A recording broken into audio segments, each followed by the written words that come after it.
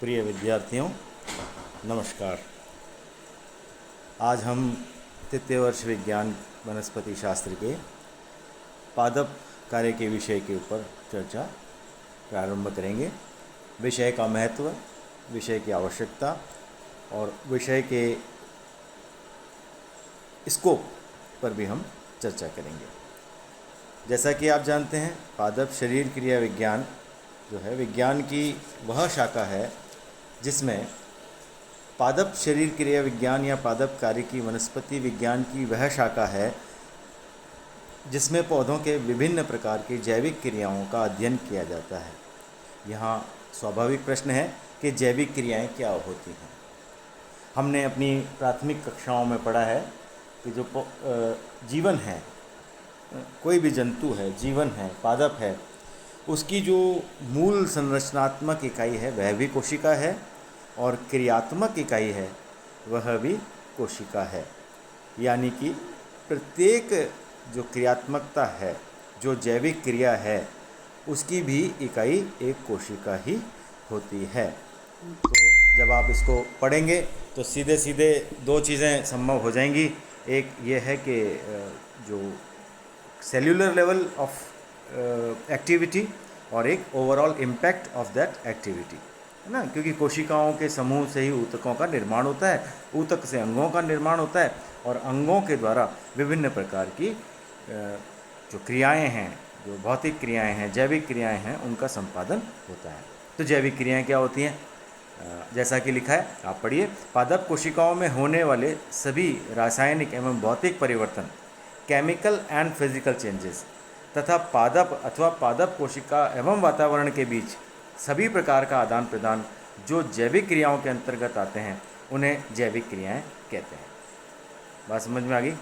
जैसे कि कोशिका के अंदर आप देखिए, रासायनिक एवं भौतिक परिवर्तन, हमने पुनः हम प्राथमिक कक्षाओं की ओर जाते हैं, हमने वहाँ भौतिक परिवर्तन पढ़े हैं और रासायनिक परिवर्तन भी पढ़े हैं, है ना। ऐसे परिवर्तन जो प्राय उत्क्रमणीय होते हैं, यानी कि उनमें वो रिएक्टेंट की पुनः प्राप्ति संभव होती है, ऐसे परिवर्तनों को हम भौतिक परिवर्तन मान लेते हैं।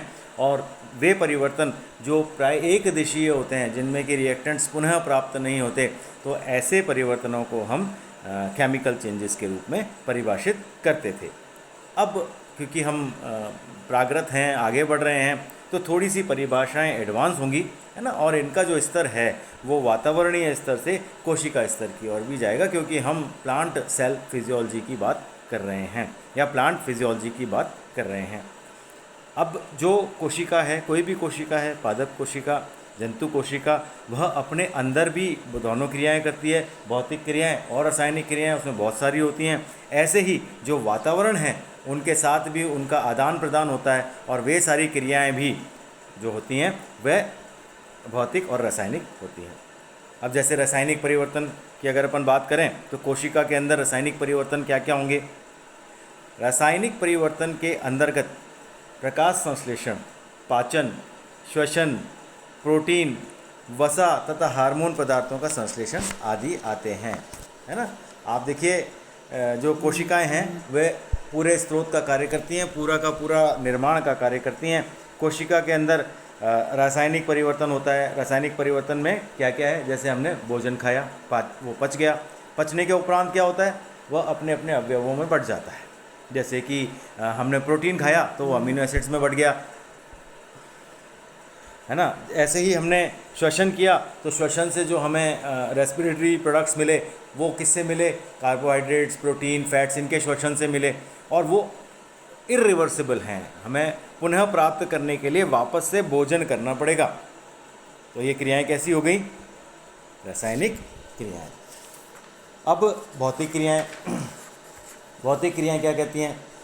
भौतिक परिवर्तन के अंतर्गत विभिन्न प्रकार की gas, carbon dioxide, oxygen, osmosis, transpiration, essence of SAP, पौधों में रसारोहण, खनिज तत्व एवं जल का अवशोषण आदि। ठीक है, देखिए भौतिक परिवर्तन में हम क्या कर रहे हैं? कार्बन डाइऑक्साइड छोड़ रहे हैं, ऑक्सीजन ले रहे हैं। पौधे क्या कर रहे हैं? ऑक्सीजन ले रहे हैं, कार्बन डाइऑक्साइड छोड़ रहे हैं। ऐसी एक अवधारणा है ना। लेकिन पौधे भी कार्बन डाइऑक्साइड छोड़ते हैं, ऑक्सीजन लेते हैं, कार्बन डाइऑक्साइड छोड़ते हैं। लेकिन प्राय जब वो प्रकाश संश्लेषण का कार्य करते हैं तो ऑक्सीजन भी छोड़ते हैं, है ना। यही सब चीज़ें, इन्हीं सभी अवधारणाओं का अध्ययन हमें इस विज्ञान की शाखा के अंतर्गत करना है। एसेंट ऑफ सैप है, पौधे में जल का रसारोहण, जल पृथ्वी से लिया जाता है, पौधे में चढ़ के विभिन्न पौधे के भागों तक पहुंचता है। इसके अपने सिद्धांत हैं, व्याख्या हैं, कैसे पहुंचता है, कैसे वापस पुनः प्रकृति में चला जाता है और प्रकृति से लौट के पुनः जड़ों तक पहुंचता है, यह भी एक चक्र है, इसका भी अध्ययन है ना। तो ये भौतिक परिवर्तन है, यानी कि वे उत्पाद हमें पुनः प्राप्त हो रहे हैं, ठीक है ना। जो उत्पाद हमें पुनः प्राप्त हो रहे हैं, जो हमारे रिएक्टेंट हैं वो हमें पुनः मिल जाते हैं। तो ऐसी जो परिवर्तन है उनको हम रासायनिक भाषा में भौतिक परिवर्तन, या जो हमारा रसायन शास्त्र है उसमें भौतिक परिवर्तन कहते हैं। कोशिका वृद्धि और विकास में रासायनिक एवं भौतिक दोनों परिवर्तन होते हैं। प्रकाश संश्लेषण और श्वसन में वातावरण और कोशिका के बीच ऑक्सीजन तथा कार्बन डाइऑक्साइड का आदान प्रदान होता है। इसी प्रकार वाष्पोत्सर्जन तथा जल अवशोषण में वातावरण तथा पादप कोशिका के बीच जल के अणुओं का आदान प्रदान होता है ना। यानी कि जो गैसें वातावरण से ली जाती हैं, जो गैसेस वातावरण से प्राप्त होती हैं, अल्टीमेटली उनका उपयोग कहाँ होता है? कोशिका के अंदर। तो किसी भी पादप के अंदर दो अंतर क्रियाएँ हो गई। एक क्रिया तो यह हुई कि पादप और वातावरण के मध्य, दूसरी पादप की कोशिकाओं के मध्य। जाइलम से जल पहुंचा, जाइलम से आने के बाद विभिन्न कोशिकाओं तक गया, वहाँ वो जल का मेटाबॉलिज्म हुआ, उस जल का उपयोग हुआ। इसी प्रकार ऑक्सीजन और कार्बन डाइऑक्साइड आदि का भी निस्तारण और समावेशन हुआ। तो ये जो सारी क्रियाएं हैं, है ना, ये दो तरीके की हैं। एक तो कोशिकाओं के मध्य या कोशिकाओं के अंदर, और दूसरा वातावरण व जीव या कोशिका के मध्य, ठीक है। इस प्रकार हम देखते हैं कि पौधे के बीज के रूप में से लेकर जन्म से लगातार उसकी वृद्धि, विकास, प्रजनन, जीर्णावस्था आदि तक बहुत सी विभिन्न प्रकार की जटिल क्रियाएं होती हैं। यह विभिन्न प्रकार के रासायनिक तथा भौतिक परिवर्तन पौधे के शरीर रचना की इकाई कोशिका के द्वारा ही होते हैं। इसलिए कोशिका को पौधे की संरचना तथा कार्य की इकाई भी कहा जाता है, और इनसे होने वाले विभिन्न परिवर्तन ही कार्यकी के अंतर्गत आते हैं। कोई भी जीवन, चाहे वो एक कोशिकीय हो चाहे बहुकोशिकीय हो, उसकी शुरुआत एक कोशिका से है, उसका प्रारंभ एक कोशिका से है। बहुकोशिकीय जीवों में यही एक कोशिका विभाजित होकर, विभेदित होकर, है ना, वृद्धि कर कर विभिन्न प्रकार के अंगों, ऊतकों आदि का निर्माण करती है। तो यानी कि यह जो क्रियाएं हैं जो कोशिका के अंदर हो रही हैं और एक कोशिका से पूरे वृक्ष का, पूरे जंतु का निर्माण कर रही हैं, ये बड़ी जटिल क्रियाएं हैं। और इनके फलस्वरूप ये जटिल क्रियाएं जो हैं, इनका जो कार्य है वह दो प्रकार का है, भौतिक और रासायनिक। इनकी जो कार्य की है वो दो प्रकार की है, भौतिक और रासायनिक। तथा ये जो कोशिकाएं हैं, है ना, ये दो तरीके का इंटरेक्शन करती हैं। अंदर का इंटरेक्शन इंट्रासेल्यूलर और इंटरसेल्यूलर, और फिर तीसरा इंटरसेल्यूलर में जो है वो वातावरणीय इंटरेक्शन को भी आप उसमें उनका जो उनके मध्य का वातावरण है वो भी एक रोल प्ले करता है, उसकी भी एक महत्वपूर्ण भूमिका है।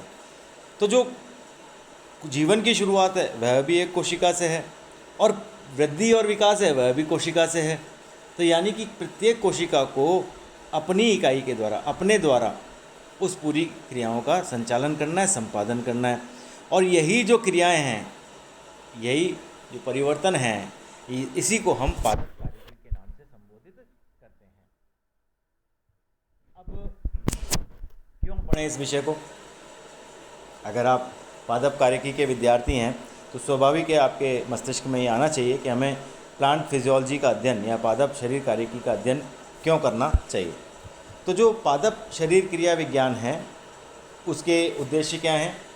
पादप शरीर में कौन कौन सी क्रिया प्रतिक्रिया किस प्रकार होती है, यानी कि जो पादप शरीर के अंदर कोई भी गतिविधि है, जैसे कि आप पढ़ते हैं, आपने पूर्व की कक्षाओं में भी पढ़ा है कि छुई मुई के पौधे को छुआ जाए तो वह मुरझा जाता है। सूरजमुखी का पौधा सूरज के साथ साथ गति करता है। ऐसी कुछ स्वाभाविक घटनाएं हमारे आसपास घटित होती रहती हैं, और मन में एक प्रश्न उठता है कि यही पौधे ऐसी क्रियाएं क्यों कर रहे हैं, बाकी पौधे ऐसी क्रियाएं क्यों नहीं कर रहे। कहते हैं बांस का वृक्ष बहुत तेज़ी से बढ़ता है, शायद ये सत्य भी है। तो उसकी ही वृद्धि तेज़ी से क्यों होती है? बाकी पौधे उतनी तेज़ी से क्यों नहीं बढ़ते?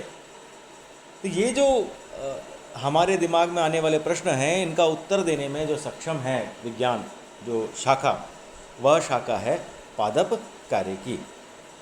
बात समझ में आ गई? जैसा हमने पढ़ा, पादप कार्यकी जो है वह हर एक सिंगल सेल, क्योंकि जो हमारा कोशिका थ्योरी है, सेल थ्योरी है, वो यही कहती है कि प्रत्येक जीव की क्रियात्मक इकाई कोशिकाई है, कार्यकी की इकाई कोशिकाई है। तो प्रत्येक क्रिया का पौधे के जीवन के लिए क्या महत्व है?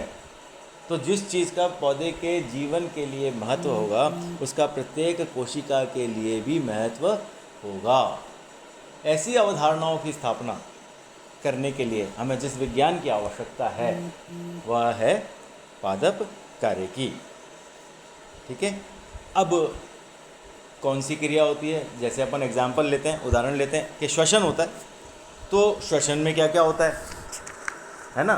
श्वसन के द्वारा पौधा क्या प्राप्त करता है, क्यों श्वसन करता है, क्या विभिन्न पौधों में विभिन्न प्रकार के श्वसन होते हैं, क्या विभिन्न प्रकार के पौधों में विभिन्न प्रकार के संश्लेषण होते हैं, है ना? उसके जीवन में उसका क्या महत्व है, उन्होंने उसको कैसे अर्पण किया, अपने आप को प्राप्त किया, कैसे अपने जीवन में समावेशित किया, वातावरण के अनुकूलित किया। तो बहुत सारी जो घटनाएं हैं वो आसपास ऐसी घटित होती हैं, जैसे कि कैक्टस 50 डिग्री तापमान के रेगिस्तान में जीवित रह लेता है, बाकी पौधे तो ऐसा नहीं कर पाते, मुरझा जाते हैं, कुम्हला जाते हैं। तो ऐसा कैक्टस के साथ क्या हुआ? क्या फिजियोलॉजिकल चेंजेस, क्या इंटरनल चेंजेस उसने किए जिससे कि उसकी जो फिजियोलॉजी है, कार्यकी है, वो बदल गई और वो उसमें उस वातावरण में समावेशित हो गया, उस वातावरण में जीवित रह सका। ठीक है।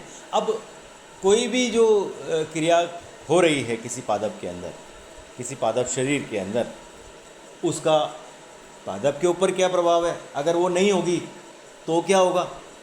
और वो बाहर से किन किन कारकों से प्रभावित होती है? जैसे अभी मैंने आपको एग्जांपल दिया कि जो कैक्टस हैं, है ना, जो ऐसे पौधे हैं जिनमें पत्तियां रूपांतरित हो जाती हैं, जिनकी जड़ें गहरी होती हैं, तो ये जो पौधे हैं, है ना, अगर इन पौधों का वातावरण के साथ इंटरेक्शन क्या है, इन्होंने ऐसा क्यों किया और क्या ऐसा किया कि जिससे ये उस वातावरण से निकल सके, है ना? तो इसमें जो कुछ एनाटॉमिकल चेंजेस आए, कुछ मॉर्फोलॉजिकल चेंजेस आए, लेकिन अल्टीमेटली उन एनाटॉमी और मॉर्फोलॉजिकल जो चेंजेस हैं, उनका जो प्रभाव है वो कार्यकी प्रभाव है। और वो जो कार्यकी प्रभाव है, उसने इन पादपों को इतना सक्षम बनाया